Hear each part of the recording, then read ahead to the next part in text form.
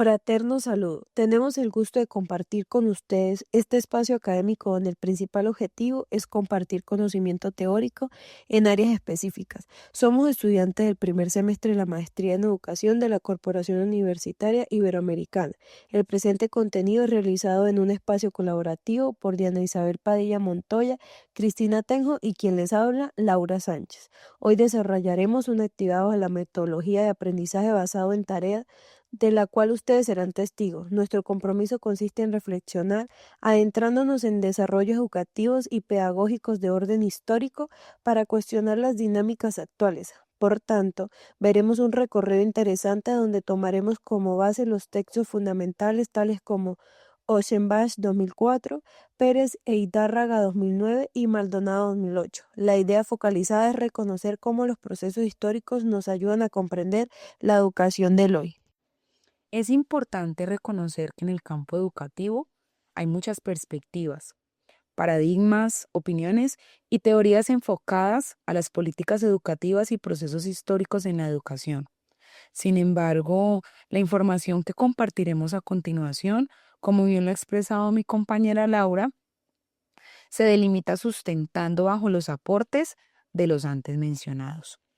A continuación, Ossenbach, historiadora de la educación de origen alemán-español, nos enfatiza que en Iberoamérica los sistemas educativos se originaron entre la tradición y la modernidad en medio de tensiones, pues se concibe la educación como una herramienta para consolidar los estados nacionales y generar determinadamente la cohesión social.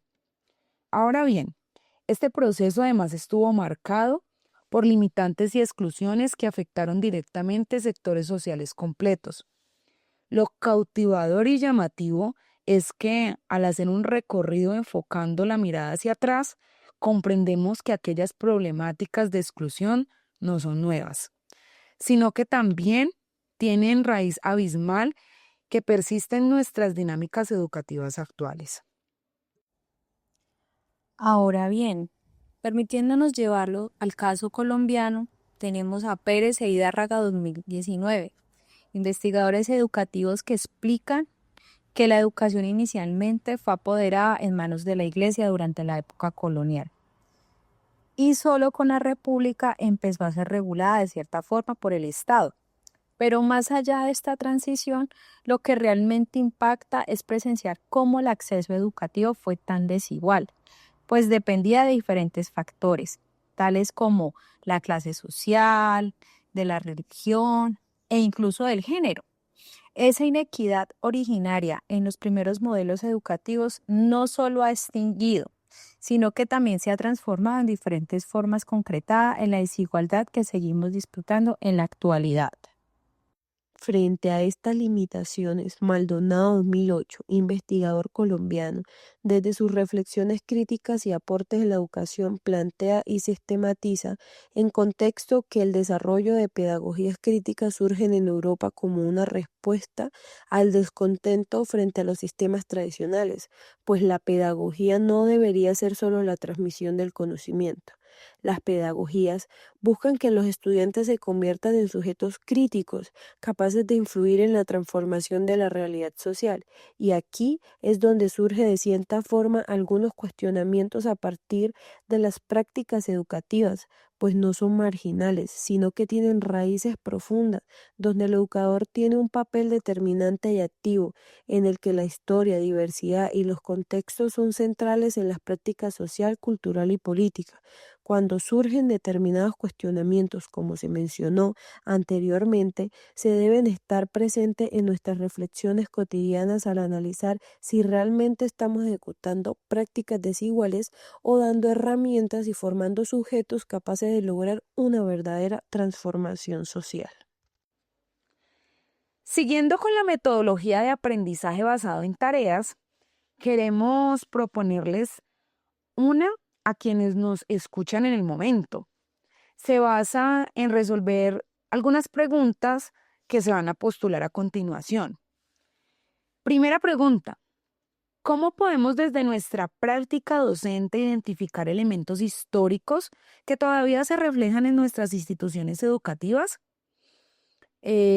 Y más importante aún sería la siguiente pregunta: ¿qué acciones críticas podemos emprender para resignificar esos elementos y transformarlos en oportunidades de mejora? Pues bien, esta tarea no es solo planteada desde un enfoque meramente teórico, desde lo académico, que simplemente proporciona información, sino más bien es un ejercicio profundamente práctico. ¿Por qué es un ejercicio profundamente práctico? Porque nos invita a vincular la historia con nuestra realidad pedagógica actual. Bueno, teniendo en cuenta esas preguntas que plantea nuestra compañera Isabel, es importante entender que desde nuestras realidades educativas, cuando nos detenemos en campo y observamos nuestras instituciones, pedagogía y educación en la actualidad, analizamos que si bien es notoria la evolución con relación al desarrollo histórico, aún persisten diferentes cuestiones que de cierta forma son limitantes, ¿sí? Por ejemplo, los problemas de cobertura, de calidad, las políticas educativas, la desigualdad social, los problemas de exclusión y de inequidad, y también las influencias gubernamentales, tal como lo señalaron los autores en sus análisis históricos sustentados a lo largo de este contenido.